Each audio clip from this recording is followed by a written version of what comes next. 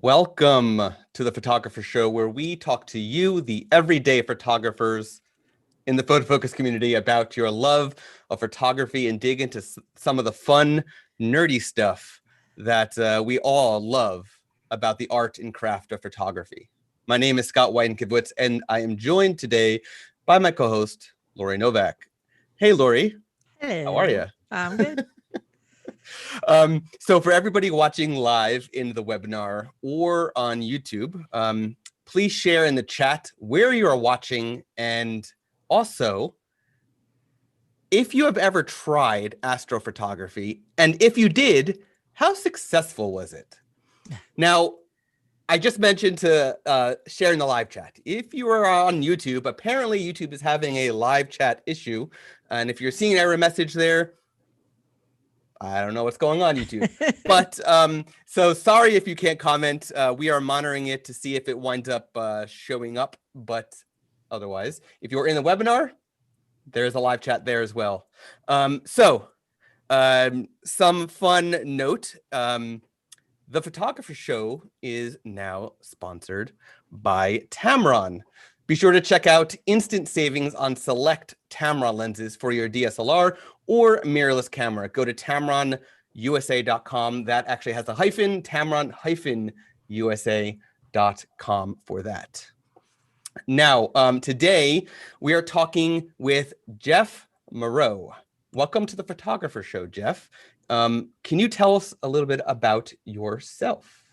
Sure. I'm a high school physics teacher. I live in, I teach in Kennett Square, Pennsylvania, and I've been doing photography for an awfully long time, but only more newly into more serious astrophotography with the telescope, with the monochromatic camera, with filters, other things we can talk about. But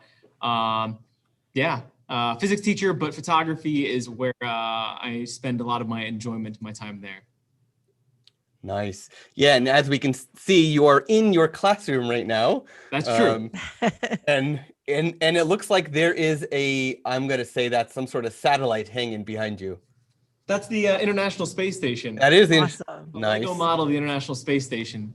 There's all nice stuff going on. Even this month, people can enter to win a trip to the International Space Station. Oh my God, right, that's I did see that. I love that it's not only is it nerdy that it's ISS, it's space stuff, but it's also Lego. So it doesn't get any better than that. And I took a picture of it going in front of the moon this month, actually.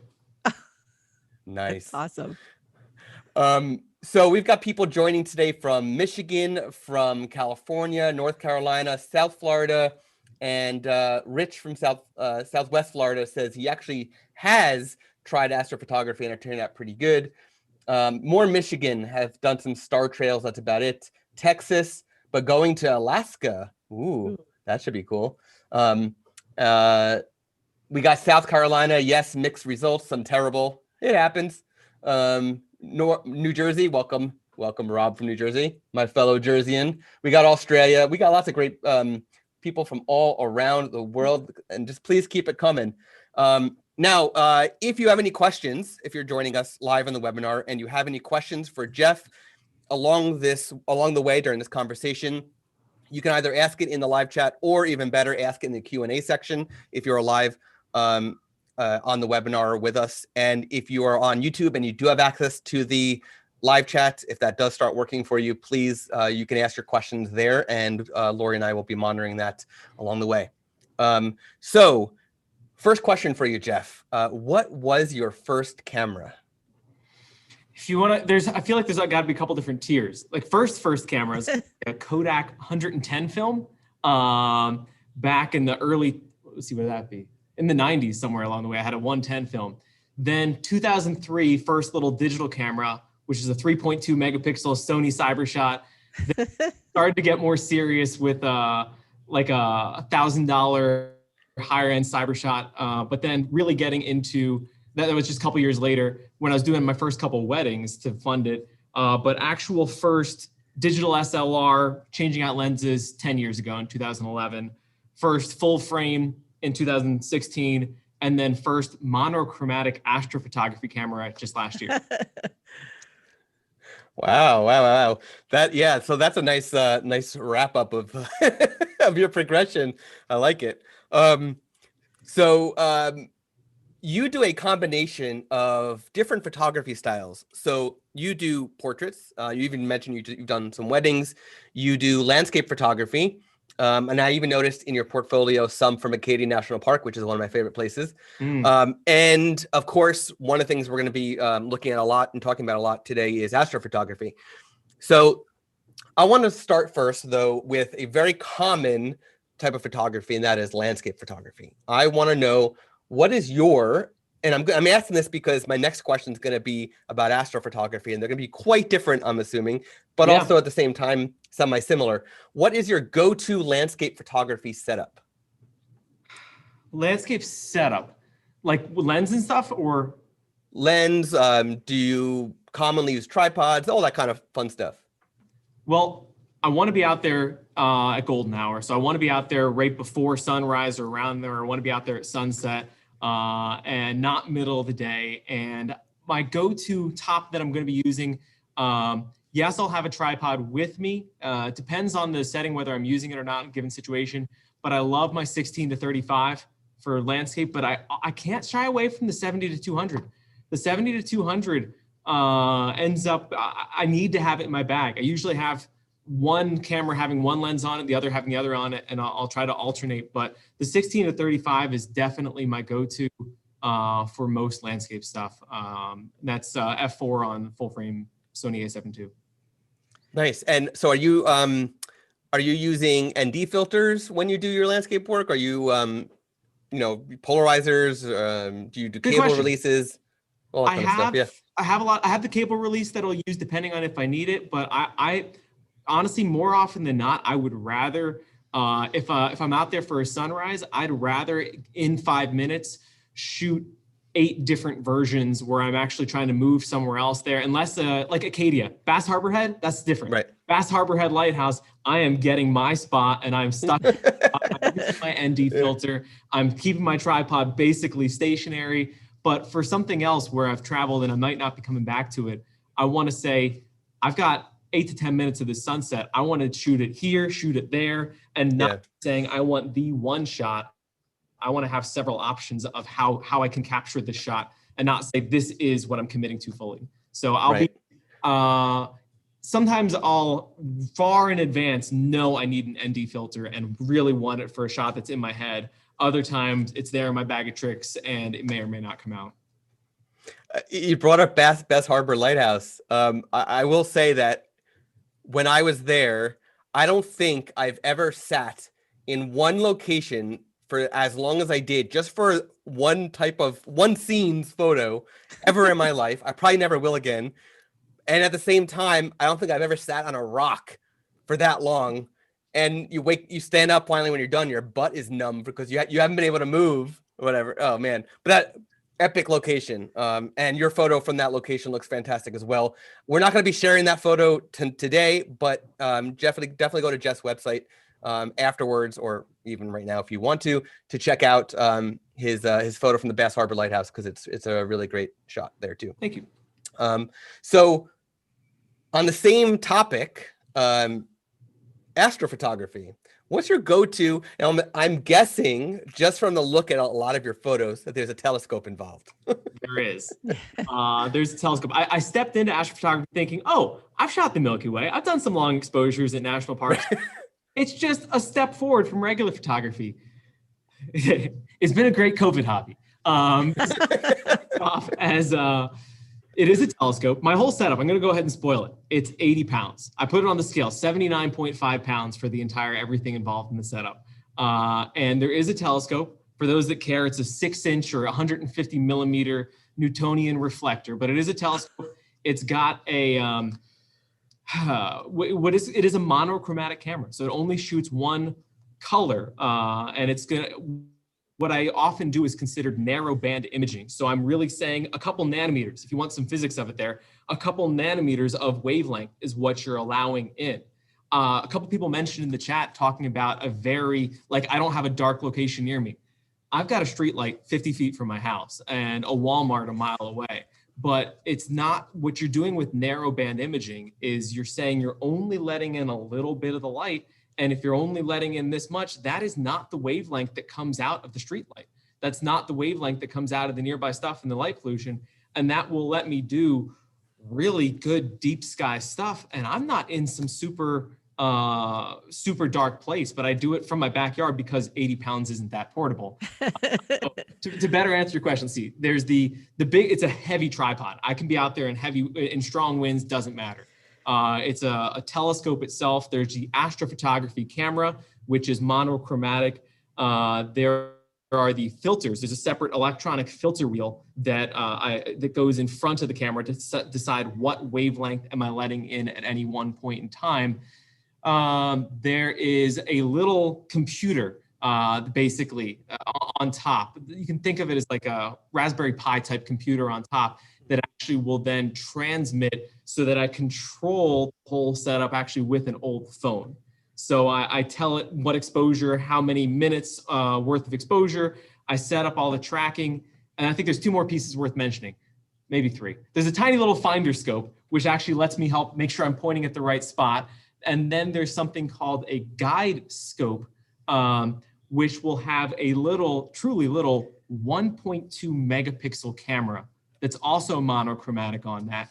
And that has a separate feed into the little device, the little computer, and that helps you stay focused on one star in particular. Although you polar align, which is a more common term to make sure you tell your setup where the North Star is so that it can rotate appropriately around that.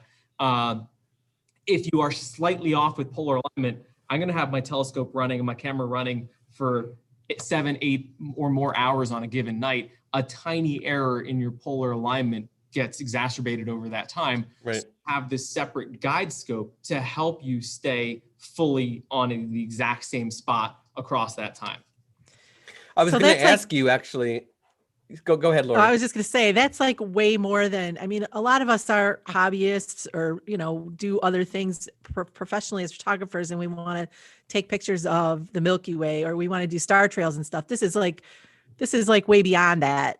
I mean, there's a difference between night sky photography, I think, and actual astrophotography, which I think a lot of us think, oh, it's astrophotography. I took a picture of the Milky Way, but it's different. Yeah, this is a full-on commitment. This is a commitment. This isn't. Yeah. Yes, and I dove down that rabbit hole. I went there. From the start, I've had my hobby be funded by itself, and I had a good gig actually over the summer there that actually let me go and cover this. But you don't need all of that. You need, if you want to get into it, like truly, and there's other people that will talk more about this that can tell you more, but truly you do need a tracking mount if you want to do more than the Milky Way. And you can get a base level tracking mount for around $300, and that will work for a lot of your lenses. If you want to do better Milky Way shots, if you want to do something called the California Nebula, if you want to do bigger things in the sky, you don't need all of this. You don't need an astrophotography camera.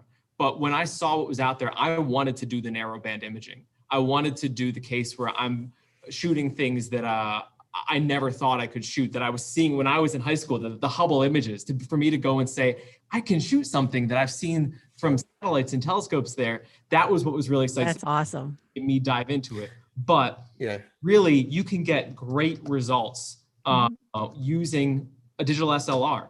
Some of the shots I've done in the last month, while my camera has had issues, I've used the digital SLR, and you can do that. And then you don't need quite as many of the extra features for that. Yeah, you brought up the Hubble telescope. I could be wrong, but doesn't the Hubble telescope capture its images in the same way, at least in a similar way that you are, where they're monochrome and then they colorize it afterwards, right? Yep. What we use when we're doing this stuff, it's called they call it the Hubble Palette. Hubble made it famous. It uses 3 different monochromatic wavelengths, small little narrow parts of the spectrum. One of them is, let me see if I'll do this in the proper order. Instead of red, you put in sulfur 2. And sulfur 2 is this very narrow band in the red. And that you get just a little chunk of it there. Instead of green, you use hydrogen alpha, and hydrogen alpha is also in the red. It's a different part of red, but red's a big part of the spectrum. And that gets mapped to green. I can come back to that in a second because there's a weird thing they do with that. But then the blue comes from oxygen 3, which is actually in the blue-green part of the spectrum. So you take these 3 little narrow bits, and then you have to use separate software. And you have to use separate software and tell it, this is the red, this is the green, this is the blue, and go from there. But it was called the Hubble Palette. It is Hubble that first did it. And that is the most common way that you configure those pieces. Yeah, it could be because I'm married to a teacher, but I can definitely tell you're a teacher. Besides from the fact that you're in a classroom, just the way that you go in to explain things, you could totally tell. It's great. But he has some but he's done a good job too on his Facebook page of some of the videos you've shared have been really cool to see, because then you're showing people how it actually works and what you're doing, and it's fun to be able to see it in action. Well, thank you. Yeah. We got a question from I hope I don't butcher the name, Eustace James. Eustace. Jeff, did you or do you ever shoot film other than 110, or is it exclusively digital? Great question. I've abandoned film, completely abandoned film at this point. So I stopped a while back, just for what I can do with the after the fact stuff. I've seen a couple photographers that try to push the limits, especially astrophotography with film, but yeah, I abandoned film. I'll just go ahead and say that. Sounds good. So I want to take a short break just to remind everyone that Photofocus turned 21 and they're hosting an incredible contest basically every month, and it's free to join at photofocus.com/celebrate. Prizes include ebooks, LUTs, Photoshop layers, software, Photoshop and Lightroom presets, textures, video courses. There's so much all the time. I think, wasn't there an Olympus camera? Yeah, we did. No, that's we gave away an Olympus camera. Right. Right. I'll put a link. I'll put a link in the comments to it.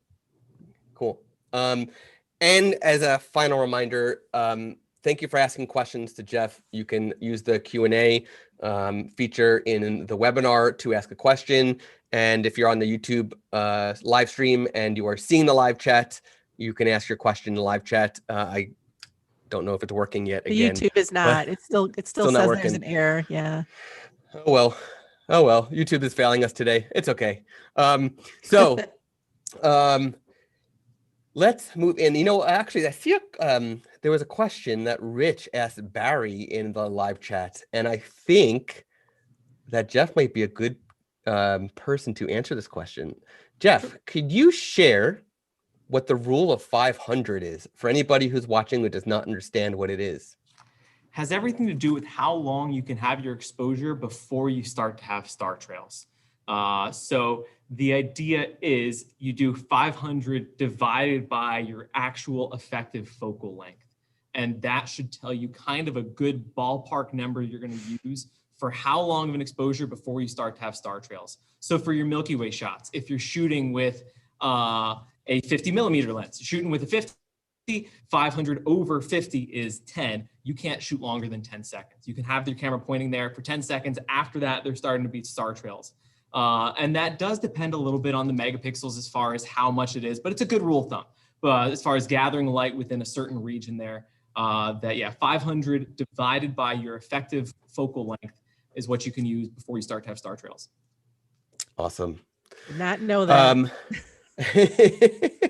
Yeah, there's a lot that goes into astrophotography, whether it's your more basic form of astrophotography or as intricate as what Jeff does. There's a lot that goes into it.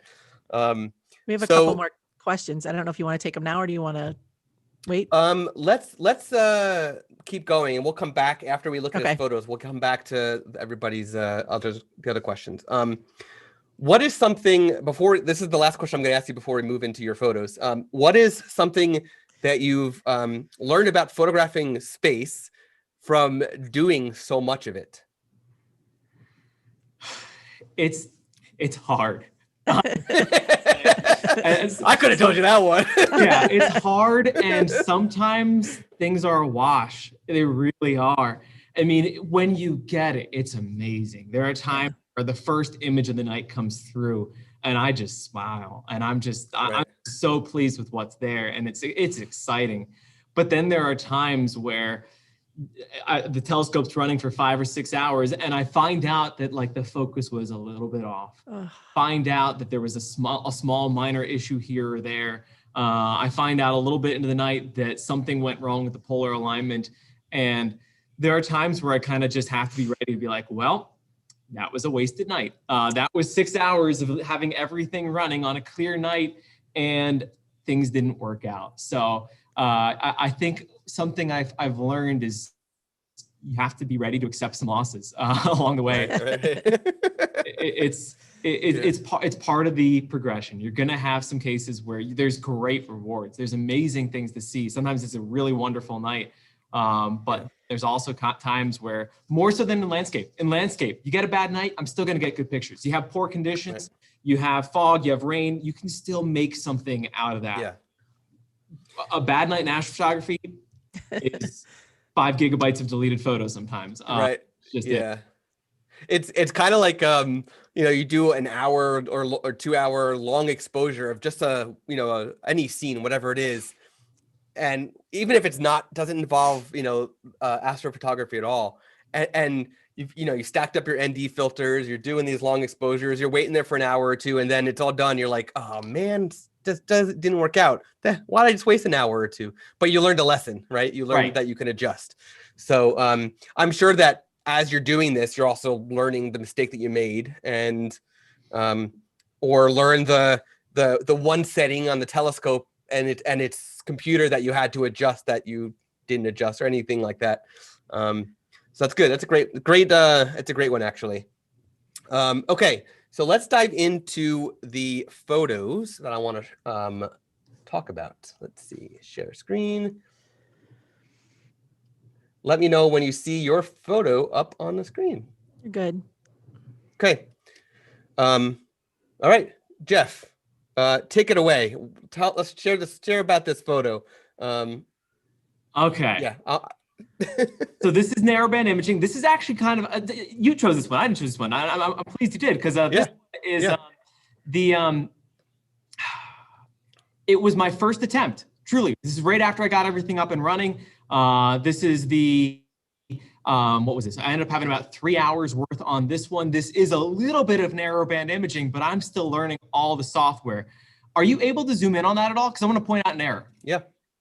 There's what makes it look like it's almost raining. And there we go. Now you can see it a little bit of resolution. That's error. That's something called walking noise that I didn't even know existed prior to this photo. And it's basically, when you're doing these long exposures, you need to have it move a little bit intentionally between photos. When I say 3 hours worth of photos, I'm actually doing 3 hours worth of 5-minute exposures and then stacking them and getting cumulative light gain from stacking 5-minute exposures. It's not 1 3-hour exposures. It's an hour worth of 5-minute exposures for each of 3 different wavelengths. So this one isn't as colorful in some ways, partially because I was still learning part of the processing, but this is a nebula.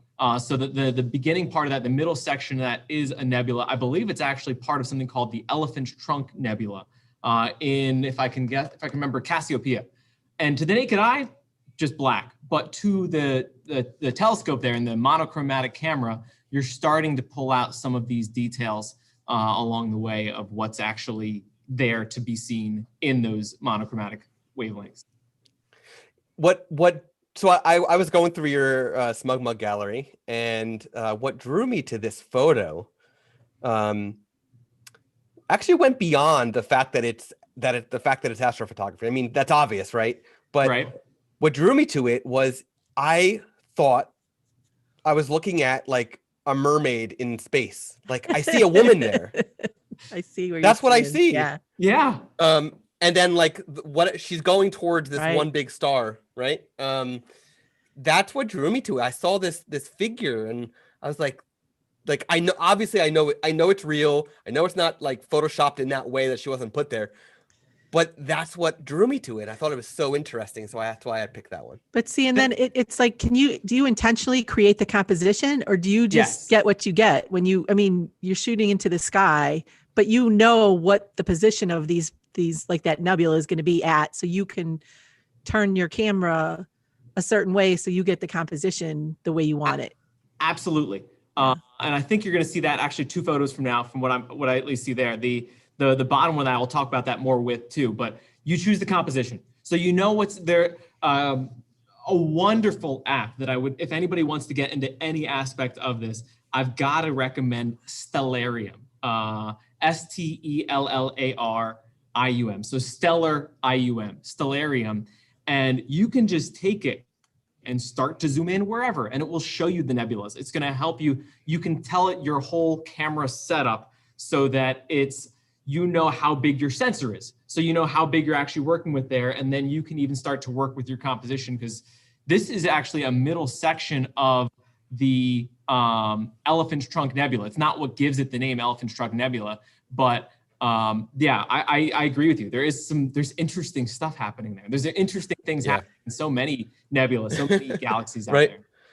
Right. I mean, there's a reason why, constellations are, have names. They just look like certain things, right? So, all right. The next photo, it looked very familiar. Yes. I always get drawn to this. I'm a big fan of when you see the rocks under very still clear water. So that's what drew me to it. I see the moon up here. Yeah. So yeah, can you share a little bit about this? Lake Louise in Alberta. Yeah, it was my second or third time there actually. But it was a case where my wife, when she's watching this, she still, I think, will kick herself a little bit, because when we do long trips, they're exhausting and they're not relaxing. It's just nonstop. And I think she was still catching up on life in the car for a minute while I was running out, because we just done Moraine Lake, which is right near there. And I'm still packaging in one more sunset, similar to what I said before. I didn't want to say, tonight's the sunset, so I will sit at one location the whole day long. Moraine Lake is a Valley of the Seven Peaks, I believe is part of what it is there. And it has a lot, but it has a higher horizon. So this was actually my second sunset location of the night, because I wanted to get another one first. But other than that, not much to say. Long exposure tripod, was doing a little bit of bracketing to make sure I got all my highs and lows. And I mean, it's a iconic, beautiful place. Right. I feel like I could visit in any season. If it was closer, I'm near you. You're in New Jersey, I'm Pennsylvania. If it was closer, I'd love to visit it more frequently. We don't get much of these beautiful locations in New Jersey or Pennsylvania. Right. I mean, Pennsylvania has, what is it, Ricketts Glen? Isn't it the name of it, with all the waterfalls? Beautiful. Yeah. Yeah.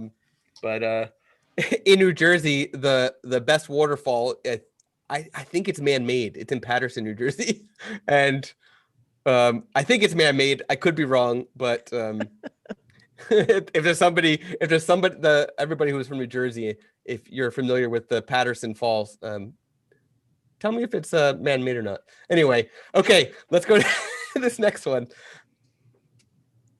I love this one too. The colors on this are gorgeous, very deep, and like there's depth. You look at one spot layers, and you can see behind. Yeah. I love this is one of the maybe we can talk about it later if you want, but my astrophotography camera is actually currently fully broken and on its way to China, and I have a tracking on my other computer right here. They're sending me a loaner that is out for delivery today. Ooh, yay. I'm very happy to be diving back into it. But this was, I think, the last great shot that I got a month ago before it totally kicked the bucket temporarily. But this is the Heart Nebula. And the Heart Nebula on the left side is actually the point of the heart. So this is the heart turned 90 degrees to the left. But this is interesting. The middle section is interesting. I don't have, it's kind of like having a fixed lens.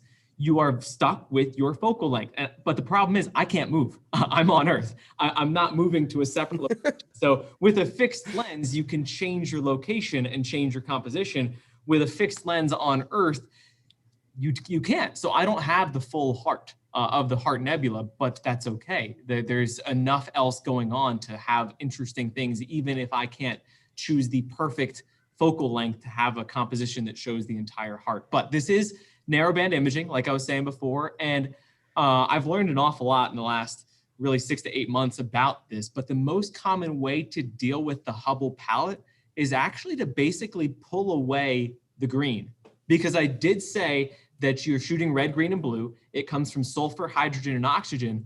But the biggest thing out there is hydrogen. Hydrogen alpha is what most of this is. That's what's emitting the most heat, what you're really getting the most light from in a nebula like this. But that would leave this image almost entirely green, very, very green. So what Hubble did when they first were doing this years back, and what most people in the community choose to do, and which I didn't do because I didn't know that in my first one, is to actually scale down your green almost to nothing. And then you're gonna still get a lot of the contrast, still get a lot of the activity, but let more of your color come from the sulfur in the red and from the oxygen in the blue, and let a lot of your contrast and luminosity come from the hydrogen alpha. So that's so interesting. Doing that.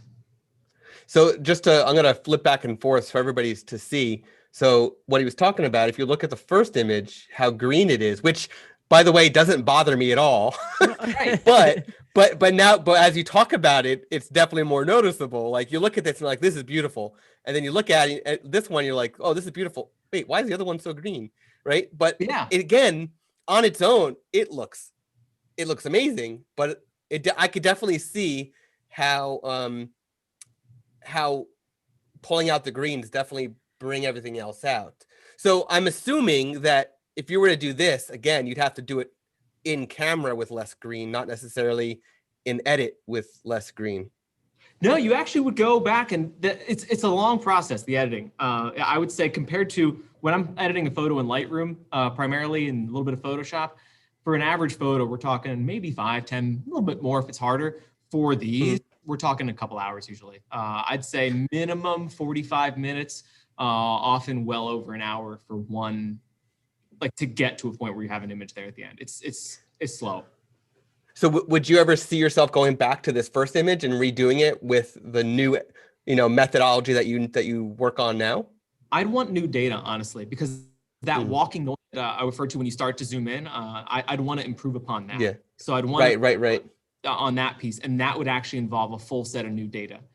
So I'd need I'd need hours and hours of a fresh start with that one. And I won't get that. Another fun piece about this is depending on what you're shooting, you can't shoot it all year round. So you have different objects in the night sky. Like I shot that first one back in, I think it was September. So your targets that were there in September aren't there necessarily year round, depending on what part of the sky you're pointing at. So you have different things that you can point at different parts of the year. Right. Got it. All right. Let's You want to grab some questions? Yeah, let's grab some questions. I see that a bunch kept All right. coming in while we were. Here's one from Willard that says, how long did it take you to progress to your current setup, and what was some of the equipment you used before? I started off, I believe what's called the Skywatcher Sky Adventure is a wonderful little, just for your camera. If you're looking for what can you put your camera on to just start to get a little bit of tracking with the lenses that you have. That's, I believe, currently the industry standard as far as a good couple $100, like $200 to $300 starting point. Skywatcher, Sky Adventure, I believe. But I first got mine 4 or 5 years ago, I think. And at that point, it's Ioptron, IOPTRON.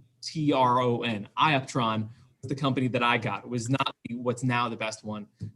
Similar idea, just a little red box that you put on the top of your tripod, and you tell it where the North Star is, and then it rotates with counter to Earth's rotation. So make sure, can you repeat the question again so I make sure I go down the right road? How long did it take you to progress to your current setup, and what was some of the equipment you used before? Great. So that's what I was using before. So I was using just a little one of those. And then you can do all right stuff. You can get a little Andromeda Galaxy. You can mess around with certainly better and deeper into the Milky Way shots, and it's wonderful. And it's portable. It's very portable. You can take it with you on trips. They question you when you're going through airport security about what it is. But other than that, you can travel pretty light. So I started there. And then back at, honestly, this was a COVID hobby. So it was a case where I started to do my research in, I want to say, March, April of last year, as far as looking into what I was going to buy, where I was going to go. And then I was ordering things after a summer gig I had. So I had a gig over the summer. And then so June, July is when I'm starting to order I ordered the telescope, which is actually surprisingly, the telescope is a little less than $250. So the telescope itself is not the huge expenditure. The tracking mount, the big tripod legs, the astrophotography camera is more of where that came in, and that was around June or July. So although I got that in June or July, I want to say it really was until September that I was starting to get it all figured out. There's not, unless you want to spend several $1,000s for like one perfect setup, it really was connecting metric with American with like Legos, and it felt nothing. It's not like one complete setup. There are separate pieces, and there's some wonderful communities out there. I want to go ahead and say there's a subreddit that's amazing for this stuff that has a corresponding Discord server. People are just so very helpful, and that was a big part of me trying to figure out how to get this all to work out. That community was very, very helpful. You brought up, equipment, and we have a question from David McCarthy asking, I would like to know more about monochromatic cameras. What does an adequate entry-level one cost? Any recommendations? Okay, when you go down, this is a great question. When you go into astrophotography, you're kind of supposed to choose one of two routes, the planetary route or the deep sky route. And they're different equipment. So the planetary route is actually a little bit cheaper, maybe a lot cheaper. But the planetary route is going to limit you as far as planets. So I certainly, even as a physics teacher, I thought there's this many planets. I want to shoot deep sky stuff. So I didn't go the planetary route. But I say this because monochromatic astro cameras, for just a base level one that you can do planetary stuff with, you're starting at around 100 or so, $100 honestly, for like my little 1.2 megapixel monochromatic camera I use for a guide camera. But then if you're talking about actual ones like what I'm doing, you're talking about around 1,000. So around 1,000, 1,200 for your monochromatic astro cameras that I'm talking about. So you can use digital SLRs. You can absolutely use digital SLRs, but you won't be able to do the narrowband stuff. There are people that modify their digital SLRs, and I've not done that. There's modded simple Canons and Nikons that you can either buy pre-modded or have ship your camera out and get it modded. And that, I believe, is going to help change the sensitivity. I won't try to claim to know everything they do in modding, but you can mod your camera, but that's still going to give you a color image. And it's different whether you're doing the narrowband versus the color. And I'm not aware of doing any sort of narrowband stuff with a digital SLR. I actually wonder, there's I used it years ago. I'm trying to see if I can pull up lifepixel.com. They do infrared conversions of DSLRs. I wonder if they do monochromatic conversions. Anyway, so I'm going to throw this into the chat. If anybody wants to look, maybe, I don't know for sure if they do it, but they do infrared conversion. So I guess anything's possible. Barry asked about the 500 rule. Does ASA or ISO play a role in the rule of 500?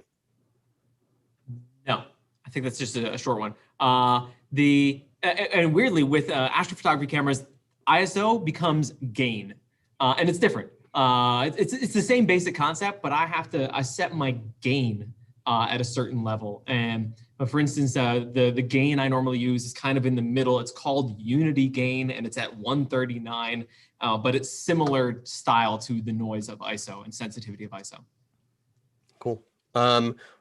Robert Matthewson says, have you visited Cherry Springs State Park in PA for dark sky shooting?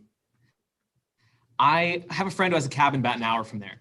So I actually was an hour from there last weekend. I've been up that way frequently, but I've never been in the park. My friend has a cabin right in that vicinity, so I've never been in the park myself. So I've been very close to it, and I know those dark skies, and I love those dark skies. But I don't take my whole setup because my setup is 80 pounds. So I'll take I'll take that little Ioptron motor that I have there. But I have not. I've been in the park myself. I've heard wonderful things. I want to get there, but I haven't been yet myself. One day. Yeah. Lori, any questions that you're seeing that you want to be? Yeah. Can I address Brian's question? Oh yeah, that's where I was going. Go ahead. That's one that's worth mentioning. And I'm just going to read it so people know what you're answering. It says thoughts on bias, dark and flat exposures, all needed. If you're going to emit one type or more, which is more important? This is something I was unaware about before stepping into this. And for those that don't know, bias, dark, and flat, it's basically trying to eliminate all the extra bad things that can come with a given exposure. So when I'm shooting 5 or 8 hours at one specific target, you're getting one image from this. The easiest one to explain is going to be the bias. And the bias is going to be you shoot a bunch of basically real quick little images with the, let me make sure I get these right. I might have this one wrong. And I honestly skipped the bias myself, and I'll tell you why in a second, which is part of the question. Bias basically lets you get rid of lens dust. It lets you get rid of any little speck or impurity on your lens, like dust or specks on the lens. Because my astrophotography camera was new, I was skipping that step there myself for these, but bias is something that you use to remove basically specks on your lens. You do something called dithering, where between each shot, it actually moves a few pixels in one direction, in different directions there. So after the fact, you can look back and remove these separate areas that were problematic. Along with that dithering, your darks and your flats are going to be something where you're shooting darks with the lens cap on. You actually put the lens cap over the telescope, and you have to have your gain, which is your ISO. You have to have your sensitivity at the same amount. You have to have your exposure length at the same amount. And sadly, you have to have the temperature the same. So if a summer night is different than a winter night as far as the noise, and this is going to be where the hot pixels can come in, and where for a 5-minute exposure versus a 30-second exposure, there's different levels of just background noise that is built in per sensor. And because, for instance, my monochromatic camera is only $1,000, I have a little bit more of that, whereas the people who spend $6,000 to $8,000 on their astrophotography cameras have a little bit less of this. But you do stack out. You take lots of those images so that you can tell the software, here is some background noise in the dark that I need to subtract out afterwards. Or you take separate exposures at the same gain, actually at a flat, it's supposed to be, even on a day like today here where it's cloudy, you can point your telescope into the clouds and say, here is background noise from the light side of this. Because it's only monochromatic, you need your backgrounds from the darks and your backgrounds from the lights. You take a stack of those and then use software to subtract that out for given gain, for given temperature, for given exposure length. But with the camera I have, it's actually cooled. So I can tell it to always operate at, for instance, negative 20 degrees Celsius. And then you don't have to do quite as much of the redundant, take a different set of darks for every single temperature of every single. So for people who are thinking about getting into astrophotography at this level, just remember that it is not easy. There is a lot involved. But it's great. It's rewarding. I do recommend it. And I'll just plug it out right there. There is just an astrophotography community on Reddit. If you just do /astrophotography community, they'll link you to the Discord. I have to plug that as a wonderful resource. Extremely helpful people that understand the struggle and are happy to help other people through it. Just a great, truly global resource there that is very responsive. If you're looking to get into it at all, and they've got guides for what to buy, because it's not like one setup. They have guides for a budget setup, guides for different reflectors, refractors. It's a great resource. Awesome. Mike Sauter asked a question in the chat that I think is a really interesting one. How often do planes or satellites ruin your frames? Not that bad. It depends on, satellites. This is an interesting one. Satellites only have much chance of ruining it shortly after sunset or shortly before sunrise, because most of your satellites, people like to complain about the Starlink satellites, but those are a low enough Earth orbit that an hour after sunset, they're not going to be a problem because they need to go. They're going into the shadow of the Earth after that. So if it's middle of the night, there's no light from our sun reflecting off those satellites.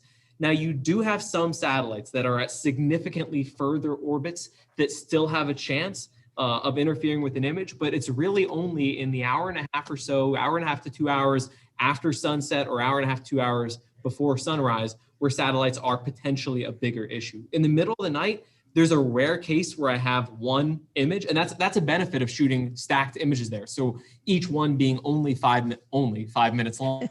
A satellite might ruin one image, but I'll have shot the same wavelength and the same bit for a couple hours. So it might knock out one image. A plane, again, here or there in the middle of the night, it might knock out one. I'm not right through some major flight path, but I'm not that far from Harrisburg, Lancaster, Philadelphia, cities that have airports. And I'll still have some. You notice the difference because a plane has the blinks of the light across the image, whereas the satellite's this wonderfully steady streak across. But yeah, they both occasionally ruin a single image. Awesome. Or not awesome, but awesome at the same time. So we're gonna start wrapping it up. And for everybody who asked a question that we didn't get to, I apologize. We can't get to everybody's question. It's great that everybody has questions. What I'd like to ask everybody to do who wants to keep asking Jeff questions is go to the photofocus.com page where we have this show, this webinar, and you can comment with your questions. And hopefully, Jeff will be kind enough to go there and reply where he can. Remember, I can just send him. Yeah, I can send him the questions, and if he can answer them, that would be we can do that way. So, Jeff, I have one final tip for you, but I feel bad asking because you've already shared so many great tips. The last question I ask everybody is, can you share a tip for photographers about a specific technique or equipment? And again, I feel bad. No, don't feel bad at all. So specific technique or equipment in general or for astrophotography? In general, for photography in general. I mean, obviously we've talked a lot about astro. Maybe if you want to go on to something else, or you can tie it all together. That's perfectly fine. I think I'll give a tip for astro stuff. And it makes so much difference to plan before a night starts, to know what you want to shoot, even if it's just the Milky Way. And I don't mean to say just the Milky Way. Milky Way is beautiful. It's lovely. But you want to do your homework ahead of time. Plan your shot. And this does apply for other things there. But to know going into it, what do you want to shoot? If I were to step out there with my telescope and just start zooming in on this astrophotography app, it's a great app, but just start zooming in, say, what can I find tonight? I'm not going to have nearly the success as if I've done the legwork ahead of time. Say, I know where the trees are. I know where what time this is coming up. I know what wavelength I need to be prioritizing and where I need to be spending my time on that. But do the legwork planning ahead of time. For Milky Way, which is a wonderful starting point, know where it's going to come up. Know exactly what's going to come up. Plan your shot ahead of time. Know where to be pointing. You might be in a location where you don't see it too much to the naked eye, so know where to have everything pointed so you're going to be able to line up ahead of time. So I'd say do the legwork, plan out accordingly. That stellarium that I was recommending is a great place to start as far as knowing where things are and being able to point out there. But that'd be my top pick. No, don't step into it saying, okay, now it's dark. Now I've got my setup. What can I shoot? Have already fully in mind, what do you want to try? Look at what other people have done. So that you can see what their setup was. Were they using a digital SLR that you can do that easily on your own, or were they using a different setup? So go into it with expectations of what you want to be going for, and that will make you far more successful, far less frustrated along the way. Awesome. That's fantastic advice. Thank you. Can you share with everybody who's attending live, everybody's watching the live stream, everybody who watches this later, the best place for everybody to check out your work and to interact with you? Sure. I've got contact information and my just general portfolio on jeffmoreau.smugmug.com. But other than that, my handle on most platforms is Imbusion, which is IMBUSION. And then because I had a lot of people really into my astrophotography, and I do want to give people a place for just one focused, I don't focus my photography. I'm all over the place with what I actually shoot. But because astrophotography is kind of special, I made a separate Instagram of just Jeff Lightyear to keep track of my just astrophotography stuff. So that's the general places to find me. Easy enough. Awesome. Thank you so much for joining today. Thank you for sharing all of your insights, and for really, you're sharing some very intricate, detailed things and trying to break it down, which we greatly appreciate as well. Yeah, to those of us who don't understand it all. Yeah, it's so interesting though. It really is. Yeah.